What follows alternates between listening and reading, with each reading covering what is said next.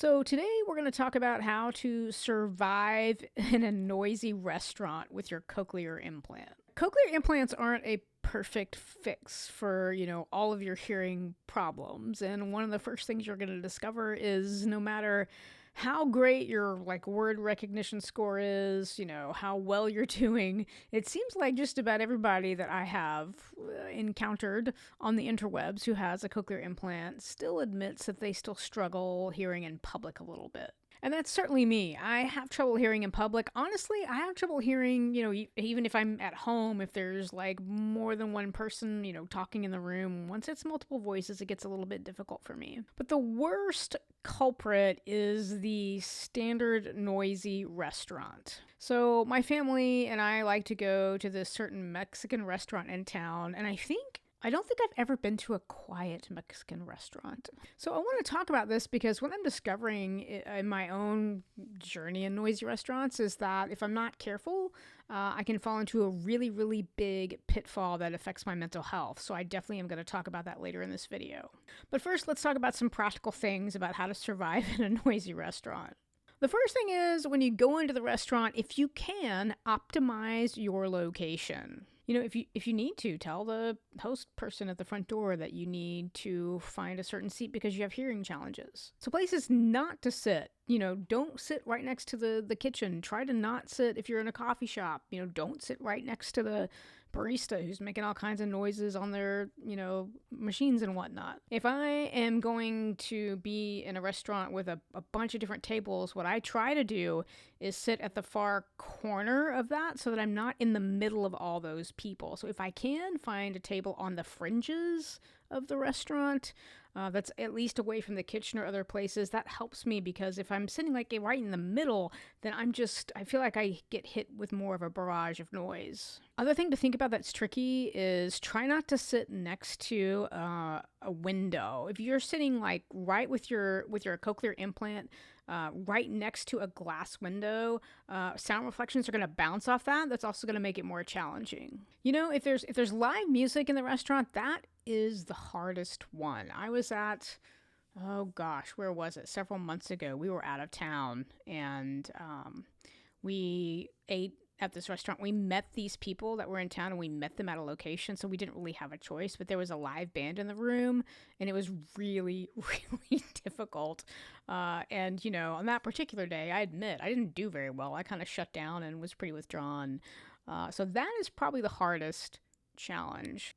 If you have the option to be outside, sometimes that's the best solution. In open air, you're not dealing with trapped acoustics. If you live in a place and it's the time of year where the weather is optimal, being outside, I find really is the best. Yes, you're dealing with, road noise and other things. I mean, no environment's going to be perfect, but I feel like being outdoors is actually somewhat easier because you're not dealing with, trapped acoustics. So after you've optimized your location to the best of your ability, the next thing is to optimize your settings. So I'm with Advanced Bionics, and so on my app, I have a setting, it's a program, which is kind of, you can think of as a preset that's called speech and noise. And this helps me greatly, especially if I'm in public places. I usually even turn it up louder than I would normally. And so I can try to have the best shot as possible as hearing the speech through all the noise in the restaurant. Next thing is use your tools. I mean, all of the major cochlear implant companies have some sort of microphone option. I do not go anywhere without my Roger On microphone. This is my option since I went with Advanced Bionics. This microphone has all kinds of directional settings, so I have a setting where I can point it at people. I have a setting where it's optimized for hanging around someone's neck. I use this all the time when I'm out at eating in noisy restaurants with my husband. He just wears this mic, and I can hear him very, very, very easily. It also has a table setting where it's more of like an omnidirectional setting where you can just set it down. I will do this a lot in restaurants if it's just maybe four of us. I just set it kind of in the middle of the table, although I have to be careful that it doesn't get salsa or anything spilled on it. And it does a pretty decent job. I just get in the habit of every time I leave the house, pretty much, I have this around my neck, so I just don't forget. It's with me wherever I go if I need it. But I'm certainly using this every time I'm in a restaurant. So this last pointer I'm going to give you is what I was talking about towards the beginning of the video. I'm going to encourage you to engage as much as possible.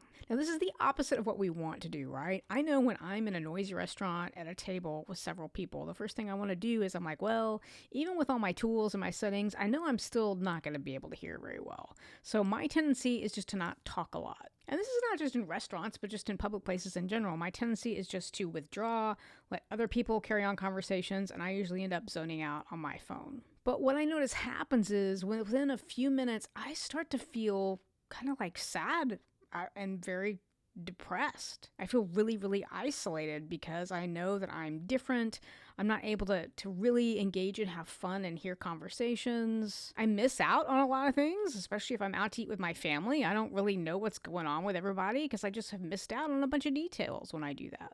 So the easy thing to do is to withdraw, isolate, and sit at that table and eat your food and stay on your phone and just kind of not engage in the conversation. What I'm trying to push myself to do is to engage more. Now, what this means is I have to use my tools a little more aggressively. So I have, sometimes if I'm in a really noisy restaurant, and I really want to hear what's going on in conversation, I have to actually just directionally point this thing around the table, which looks really goofy. At first, I was really worried about how it looked. Like, are people going to think I'm like recording them? And even my family at first, I think maybe might have been a little bit uncomfortable with it, but I just do it now and I just don't even care. So if a conversation is going on at the table, I'm trying to point to hear just that person that's maybe across so I can really hear what they're saying. This takes a lot more work. I'm actually usually a little tired afterwards, but I kind of know a little bit more what's going on, and then I try to really contribute to the conversation. So it's not just, I'm just trying to hear what's being said. I'm kind of like, it's like keeping up with a tennis match. I'm like ping-ponging back and forth. It's not just keeping up, but it's trying to make myself chime into the conversation. Because what I don't want to happen is for people to think, yeah, that's Misty and she has trouble hearing, and so when she's out, she doesn't say very much. Because what ends up happening is people just don't talk to you. And they're not doing it to be mean. They have fallen into the precedent that you have set. If you lead with, I'm going to sit here and be withdrawn and introverted, even your friends and family are going to kind of follow your lead and maybe not even talk to you. So I'm trying currently to shake that up. So I'm trying to listen and I'm trying to be engaged in the conversation. And chime in and talk to let my family know, hey, I'm still here. I'm still a part of this family and I want to contribute. Now, I'm not saying any of this is easy. I'm not saying I'm an expert at this. I'm just now trying to push myself to get to this place, and it's not easy. It's very, very difficult. And like I said, afterwards, I'm tired afterwards just because it's a lot to keep up with multiple conversations. I'm tired of, I love my Roger microphone. I'm tired of waving it around.